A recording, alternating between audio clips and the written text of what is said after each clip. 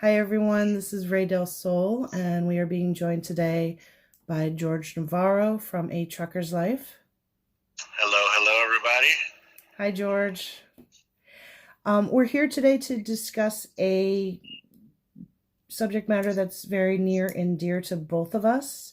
It's affected both of our lives, and that is depression and suicide prevention. Yes. George, don't you end every video with a 1-800 number? I end every video with the suicidal Lifeline, which is the number is 1-800-273-8255.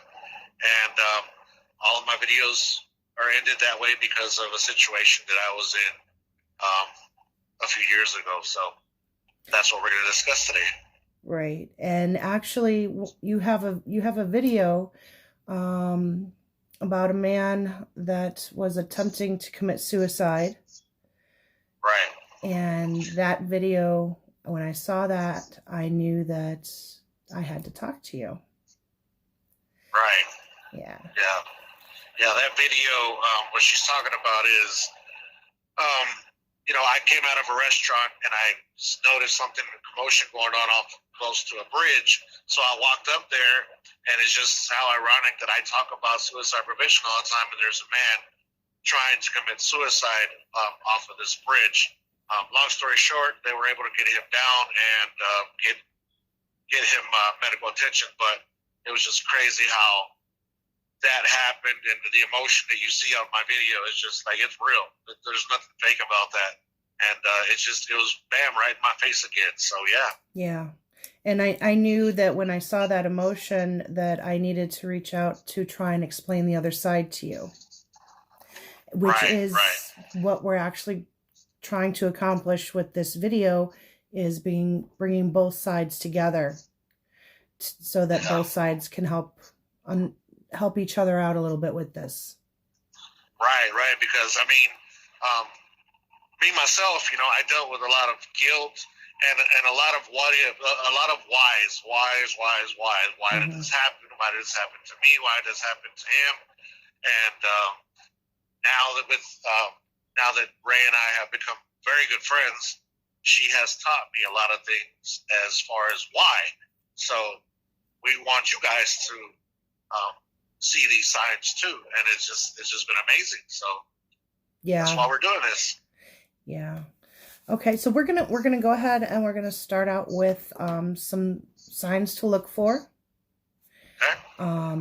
Now, neither one of us are medical professionals. We have no training. Always get professional help when in doubt. Yes. Absolutely. These are just some red flags that you can keep in mind when you think possibly you might be suffering from depression, or a loved one might be suffering from depression. Definitely not all of them. Everyone, it's case dependent, and everyone is very different. Right. Okay, this covers both children and adults. So I'll go over the list. We'll start out with mood swings. Okay. Anger, irritability, unexplained crying.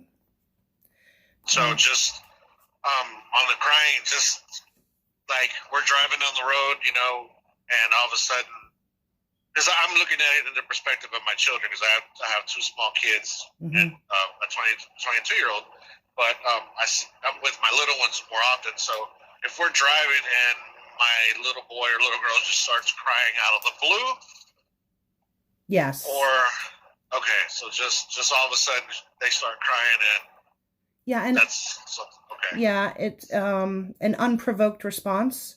Nothing going on where it might cause them to become sad. It's just unexplained. Okay, yeah, because my daughter, she'll start crying, but it's always associated with, because she lost her grandpa a few years back, and she kind of brings that up all the time. So really, yeah. So would that be considered as a type of depression, or like that, that particular thing about just starting to cry all of a sudden, or? It's been several years. It's been, I think, 5 years. Wow, that poor child. Yeah. It sounds like she's having some grief issues. It actually may Okay. not be a bad idea um, for you to ask a professional about that. Okay. Sounds like she might be stuck in the grief. Okay. Okay. Yeah, I would definitely your pediatrician is a great place to start with small children. Okay. They would definitely have some resources that could help with that if they felt that there was a need. Okay. Okay. Right. Where am I? Declining grades. Physical complaints in kids, it would be generally stomach and headache, and in adults, it would be body wide. Loss of energy, withdrawal from family, friends, activities. So just like on the withdrawal from friends and activities. But if the child has normally always been that way, is that something if you have a shy child, then that's just their personality. But if you have a child that enjoys going out and playing, perhaps participating in sports, going over to friends' houses, and all of a sudden they don't want to participate in anything anymore, might want to keep an eye on that. Ask them why, what's going on. If it's anything more than just gotten to a fight with a friend, keep an eye. It's just one of the flags to look for. But definitely withdrawal from society in any manner. Yeah, that's a definite possibility right there. Okay. Difficulty making decisions, unorganized, sleeping problems like erratic changes, can't sleep, sleeping a lot. That's a big sign. Yeah, I dealt with that a little bit back when I was younger because, the young, puppy love or think you're in love, and we split up and I took it pretty hard. Yeah. And all I did was sleep. Yeah. Sleep and sleep and sleep. And then I would go eat a bunch of food and then go back to sleep. So I can relate to that one there. Right. And that's a very good example that pretty much everyone can relate to. So if you think back, your mind was actually caught up in a loop of thoughts. You would start, obsessive thinking. And the why, why is usually a big question for people who are suffering from depression. They don't know, Right. Okay. Why is this happening? Why did they break up with me? It's an unanswered question. But that's definitely something everyone can relate to. It's an awesome example. Puppy love gone bad. Yeah. Which that's actually the eating. The eating is another one. We'll get to that one in a moment. Okay. Feeling of worthlessness, guilt, being misunderstood, appetite changes, rapid weight loss or gain. Like you were saying, you would just sleep and then you would go and you would just eat a lot. Yeah. And see, now that we're going through this, a lot of the things the things you have on the list, they're actually pertaining to me back then, Right. I'm like, oh, okay, so this makes more sense, so I actually was depressed back then. Yeah, absolutely. People don't realize that, but at some point in life, pretty much everybody does go through depression. Yeah, it's just we kind of shy away from, some people trying to shy away from the label, I'm depressed, or right. We're scared to go get help. In the Latino community, I know for a fact that we got a lot of pride and we don't want to go and tell anybody anything, but it's very important that we do. It's definitely very important that we do. Very important. And the thing that I want to stress to everyone is, I know the mindset of I should be able to take care of this myself. This is something I should be able to handle. I should be able to deal with this myself. I don't want to bother anyone with this. Yeah. But what they're not understanding is that these professionals, they chose this to be their profession. because it's a passion that they have. Just Right. like you driving a truck, it's a passion. It's Of course, something that you yes. chose. The professionals that are there to help are there because they want to be there. So it's not Right. like when you go see a professional that you're going to bother them, that your problems, oh, my problems aren't really that big. No, it has nothing to do with that. You're not bothering them. And it doesn't really matter what the problem is. It's that you're having a problem and they're there to help you. Right. Okay. Mm-hmm. Sorry, I got off on a tangent. Oh, no. It helps us understand more. I mean, you're putting, your feelings into it, and I'm getting it. Okay. Totally. Impulsive actions, being careless, mean, or rude. I want to save that one for the end. Problems with money, spending too much, not being able to keep up with the bills or keep a budget, keep track of what you're spending. Well, shoot, I've never been able to save any money, so I'm depressed. No, that's just you. Oh, okay.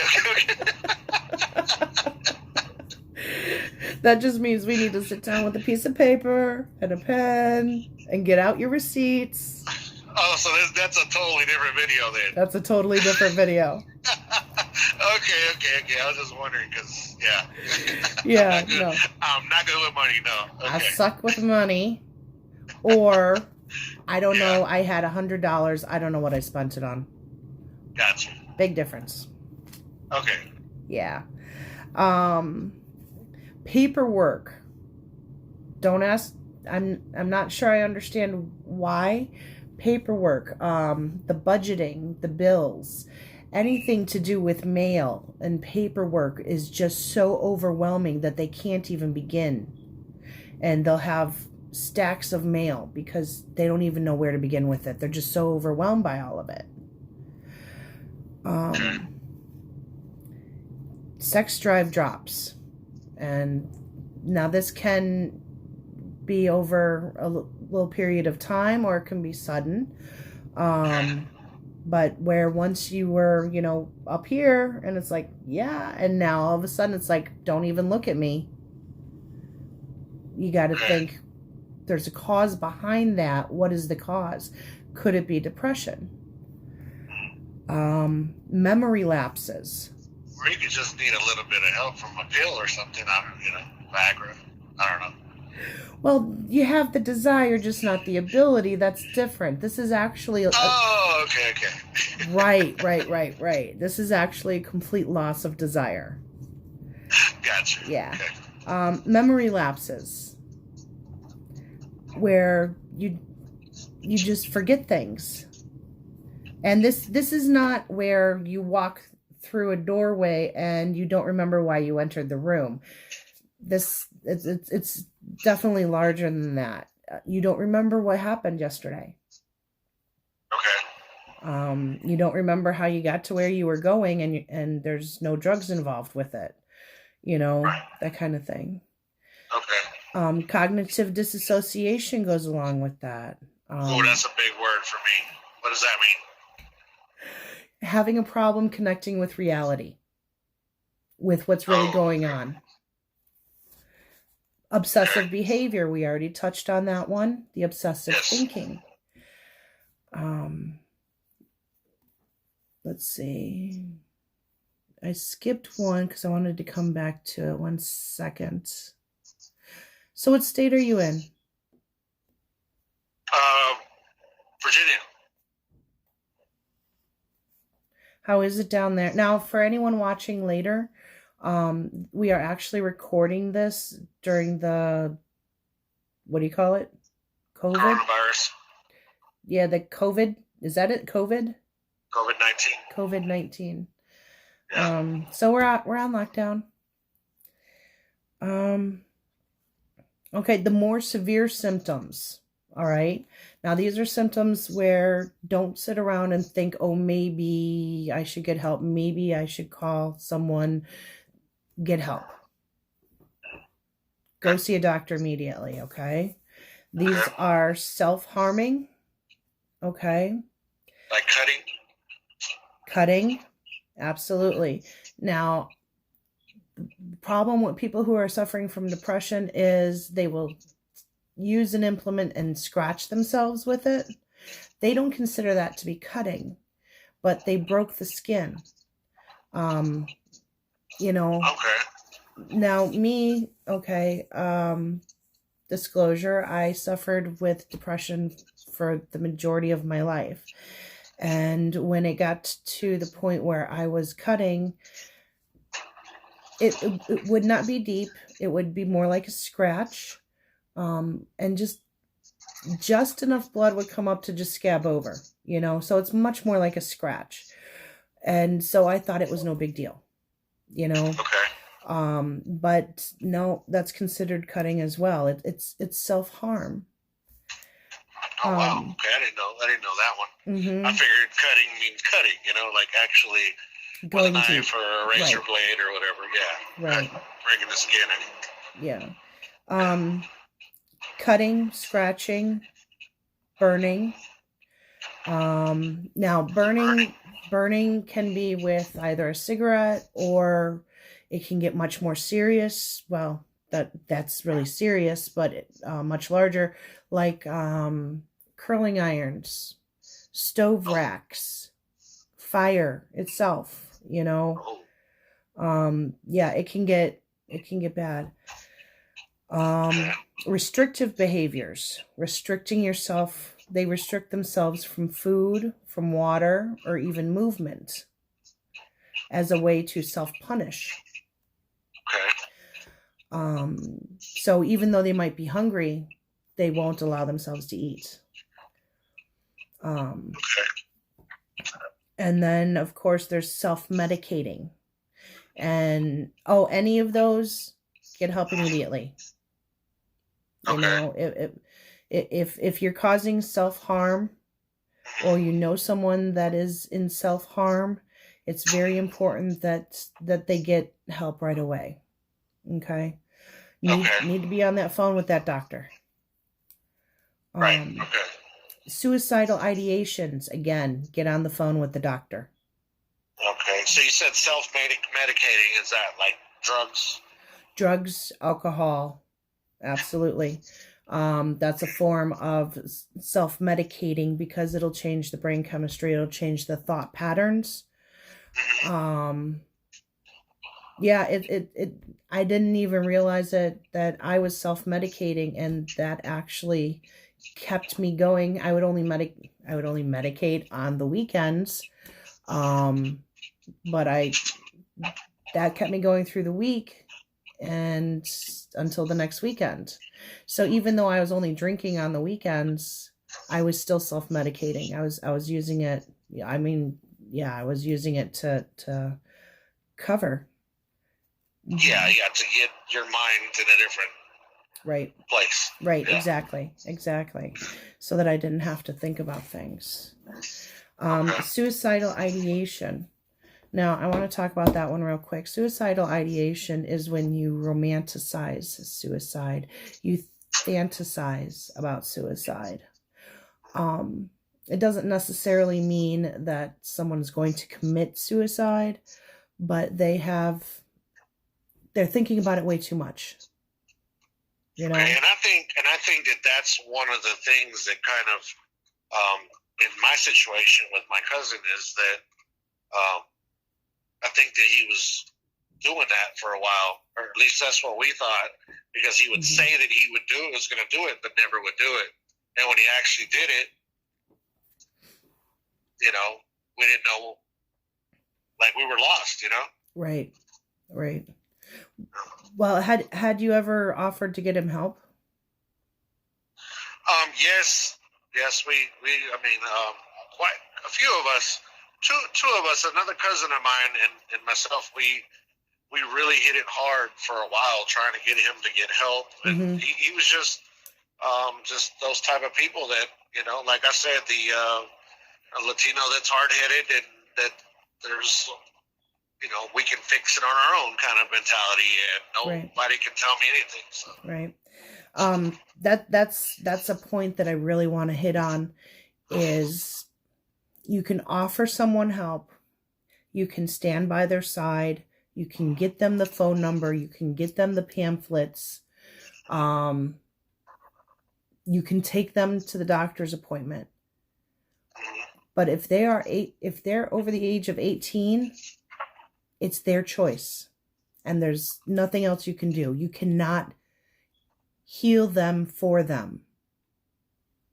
Okay. They have to choose to try and get better. They have to choose to try and recover from this, to take the steps necessary, which we're going to go through treatment options a little later. That's actually going to be in part 2, because I just saw the time and I know you have to get going. Yes. So I think we're going to stop there. If you would, give your 800 number again. 1-800-273-8255, which is the suicidal Lifeline. Okay, and then I have a couple of numbers as well. NAMI, which is the National Alliance on Mental Illness, is 800-950-6264. Looks like that's the only number I have on this. Okay. Oh, I'm sorry. And SAMHSA.org. It's Substance Abuse and Mental Health Services Administration. And that's 800-662-HELP. 800-662-4357. I'm going to have everything listed down below in the descriptions box. And then I have one other service that I found to be very interesting. And we will talk about that one later in the next video. All right, so I think that's it for tonight, huh, George? Yes. Hope you guys have a wonderful, wonderful night. And, yeah. It was a pleasure speaking with you. Oh, yeah, likewise, like always. Yeah. This video, that video that I made and put us together, it was actually a blessing, because I've learned so much about this whole thing, and hopefully you guys will learn a little something through these series of videos. So yes, right. Really appreciate that. Okay, well, George, you drive safe. Keep the shiny side up, man. Appreciate you. All right. Yeah, have a good night. Bye, guys. Peace to you. Bye-bye. Bye-bye. Bye.